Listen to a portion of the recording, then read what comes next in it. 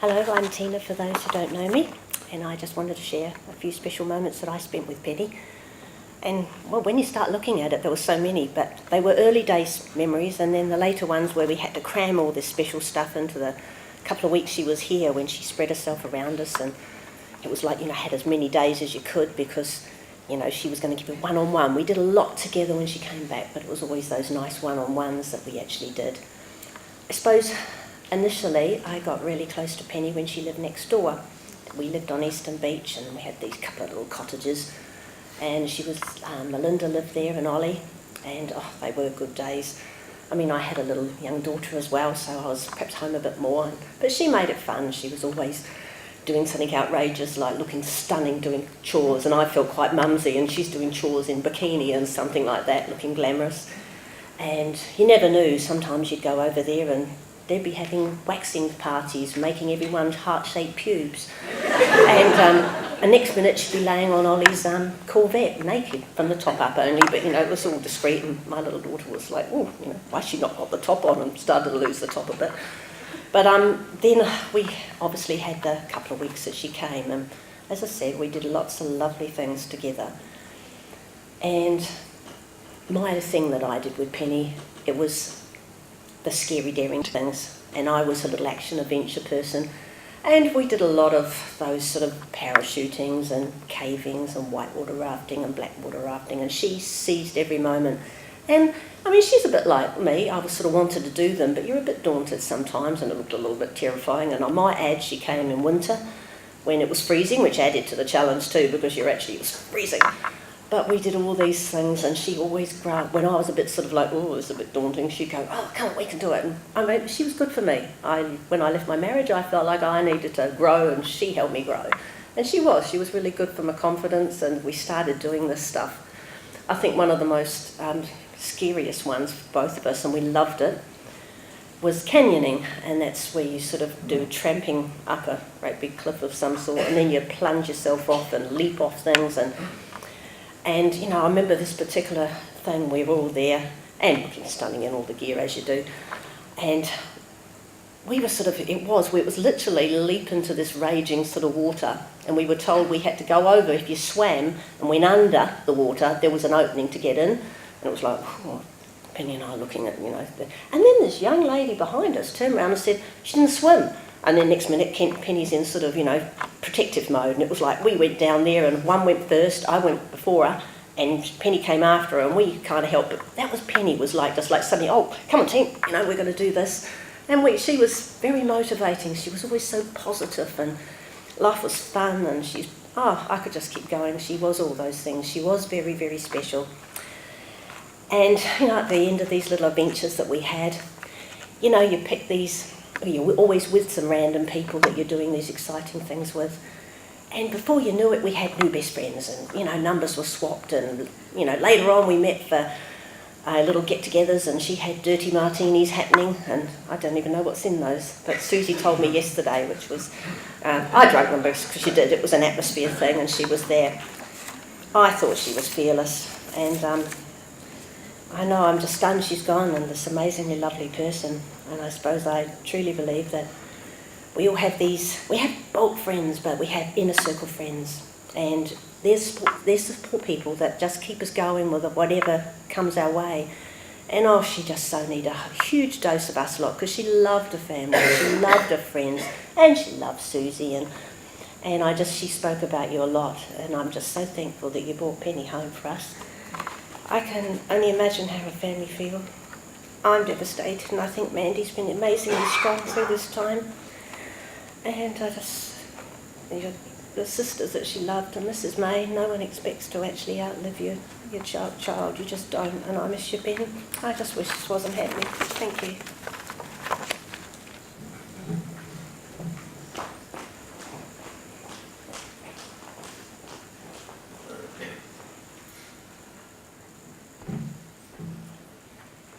Hi, my name's Murray Edens, and my connection to the May family is through my wife. And I'm going to take you back about 60 years. My late father-in-law, Skipper Chapman, who lived at Opedo Bay and a farmer, had a very sick dog, and he heard that there was a vet on holiday in Whitianga.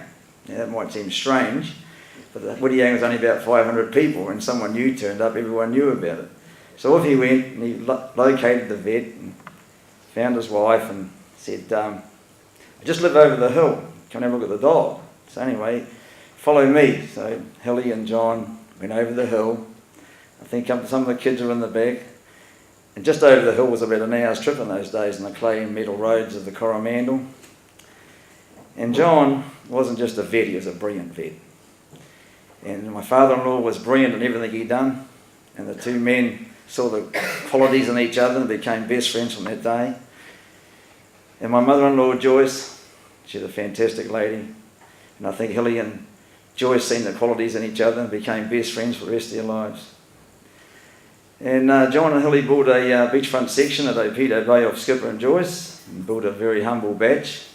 And the families used to come down to school holidays, Christmas. And Opedo was a pretty lonely place in those days. There's only a couple of houses in there with residents full year, and my wife Sue and her brother Perry had a pretty lonely childhood without any playmates, and when the May kids turned up, they became best buddies. And for some reason, Perry and Penny, in the age of innocence, became really good mates. And Penny would ride on the back of the Pooch scooter, then the Honda 90 and the go-kart. And if Perry hadn't been killed tragically in the accident, that friendship could have turned into something really good, something different. Maybe Penny would have a different life. I don't think you could ever contain Penny, but it's nice to dream. So with the two families that are growing together, that friendship's lasted 3 generations. That tells you something about the Mays and the Chapmans and the Edenses. A friendship like that, we're probably as close as we're ever going to get being family, without actually being family. And with Penny, I first met Penny, I suppose, when I first started going out with Sue. And I suppose Penny would have been about 12, maybe 13. And all I remember of Penny in my first meeting was a girl with long black hair, a big smile, and a face full of freckles. And as she matured into a young woman, it was obvious that no man, country or career was ever going to hold Penny for long. And very shortly she went overseas, and she'd come back frequently or infrequently, as we hear. And each one of those visits back she tried to include Opedo Bay, because she had a great connection there, and she loved the family and and she'd stay an hour, a day, maybe a week. You couldn't tell with Penny. And the funny thing is, it's going to be the same theme of stories. It's going to be Penny and boobs, because the story I got about Penny is that about 10 years ago, I could tell lots of stories about Penny, but I won't go there. About 10 years ago, I was moving sheep from the Opedo side of the farm to the Tama, which we used the public road. And it's a pretty narrow road even today, with a bank and a fence on one side. And you really want to move the stock when there's no traffic, so you try to judge when you can, because once they're behind you for another half an hour to an hour. So I just put the sheep on the road, and I was just coming up the road, about a third way up the hill, and there was 2 cars behind me. So I stuck there for the duration. And coming down the hill was another car. And I thought, oh, this is going to be interesting. So this car stops in the middle of the road, opens the driver's door, leaves it open, gets out, and there's a lady with a white blouse and a very short skirt. I thought, this is interesting. So she gets in front of the car and sits on a bonnet, and she's taking these photos of all the sheep. And of course the sheep wouldn't go past her. And I was just about to give this lady her pedigree when she decided to shut the door and walk down the side of the fence, making the appropriate sounds to move sheep. And I thought, well, that's pretty good. She's a farmer's daughter or something. Anyway, it was Penny. And of course, you have a kiss and a cuddle. And here I've still got 2 cars behind me and a couple of dogs. And her car's still blocking the road. And I happened to make that unfortunate comment. Gee, you're looking really good. And she goes, I've had a boob job. Undoes the top and now, what do you think? I'm trying to go assess. Yeah, that look all right. And then she grabs my hand and puts it on the left boob, She said, they feel real too. And I'm thinking, this is a pretty surreal situation. I've got 2 cars behind me who don't know me. I've got a mob of sheep escaping up the road. And here I've got my hand in the blouse of a supermodel. Now with Penny, it's like a big social experiment with Penny, because you never know if it was meant to shock you, whether it was an invitation, or she was just seeing how far you go before she closed the door. So she was a free spirit, absolutely free spirit. Now, quite recently, Sue and I have employed a lady, and she's a pretty tough lady. She's got scars on her face and jailhouse tats. My mother-in-law used to always say, you can always find some good in a person, doesn't how bad they are. And you don't have to dig very deep for this girl. Her name's Debbie. You don't have to dig very deep at all. Because Debbie and I were working when Sheridan rang me and told me the news about Penny. And she goes, after I hung up, she goes, "It wasn't good news, boss." And I said, "No. We've had a friend of mine." And I said, "A family friend." So I told her about Penny, and she said she'd had a similar experience in her family. And she gave me some words of wisdom, and she did a random act of kindness. I'll end with the words of wisdom, but I'll tell you about the random act of kindness. She hopped on the motorbike and took off, and I thought, I can swear, I heard other people swear at this room. I said, what the bloody hell does she think she's going? And about maybe 20 minutes later, she returns and she hands me a flower. She's weaved out of flax, and on the flower is a little kit. She said, "Murray, this is your grieving flower. I want you to put all your grief and sorrow, love and thoughts into this little kit. And when you lay Penny down, I want you to lay the flower beside her. And when she goes from this world to the next, she takes a thought and love with you." I thought that was really sweet. This is a lady who's had a pretty tough life. Now I'll conclude with Debbie's words of wisdom, and they go something like this. Remember Penny for who she was, not what she did. Heal her heart and her soul with your love, and set her free. Aki aki, aki aki. Thank you.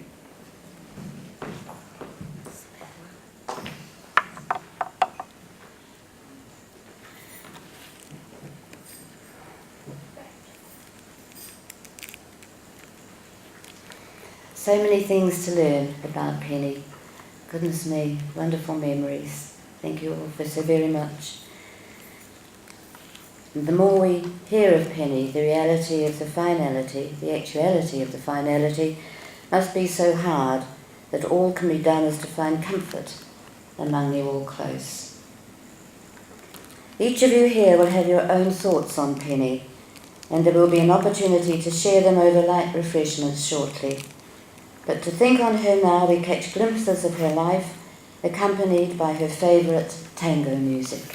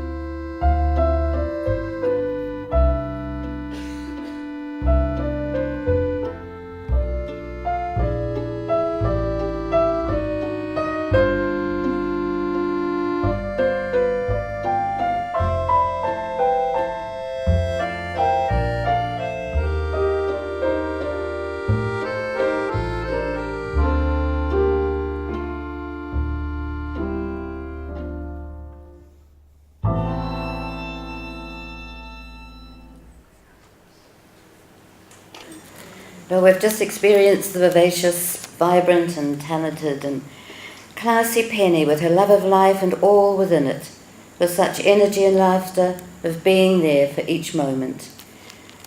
I'd just like you to look at this photo on the back here, but also if you look at the clasp on her cleavage, it says it all, doesn't it? After the closing reading, the family would like you to enjoy a glass of bubbles and light refreshments along with tea and coffee, and then following that, a cash bar will be operating. And I just would like to say a word to the family, Hilary, Meredith, Penny, Mandy and Sheridan. What a melting pot of personalities. Hilary, we can only a little imagine the growing up years with this awesome foursome. Never a dull moment would be an understatement, I should think, each following their own individual direction, and this is such a compliment to you. Today has been a time of bittersweet remembrances of love and admiration for your beloved Penny, so realistically, with tenderness mixed with tears among the laughter. As you are so grateful for the time she was with you, so she will always have been aware of the fun, the love and the care returned. As Penny would wish and has demonstrated, we should rejoice in all that is precious in life. We have learnt of her love of the sea, so this reading, Object of Beauty, is of rejoicing in what may be awaiting. A beautiful white schooner in the bay lifts her anchor, unfurls her sails in the morning breeze, and sets slowly across the ocean. She is an object of beauty, and I stand and watch with admiration until she is only a speck where sea and sky meet. Then someone at my side says, "She's gone." But gone where? Gone from sight, that's all. And at that moment, other eyes are watching her coming, and other souls are excitedly shouting, "Look, here she comes."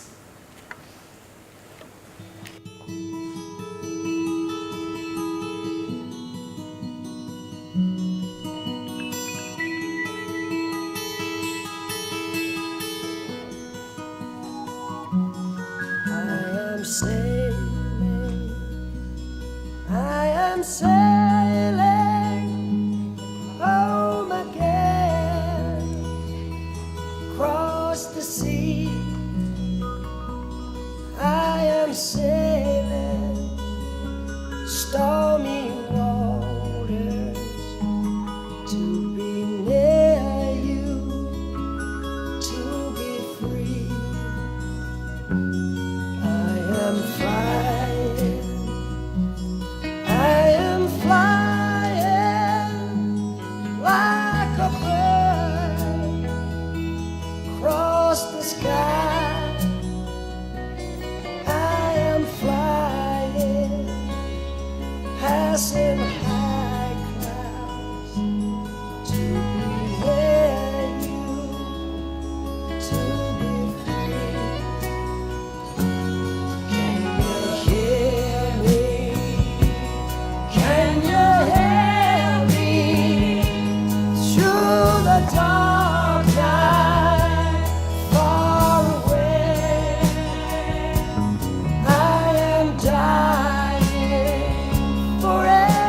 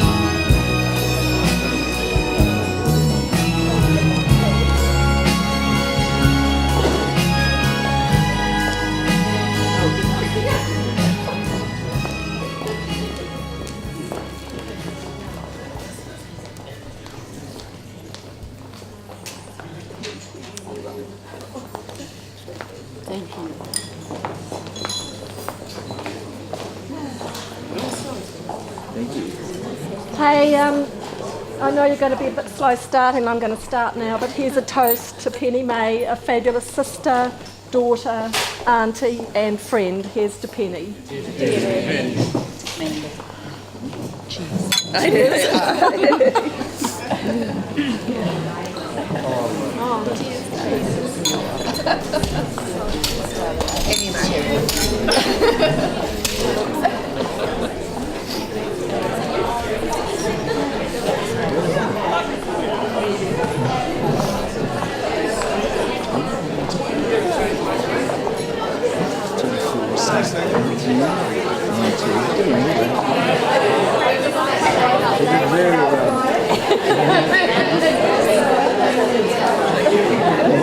Very well.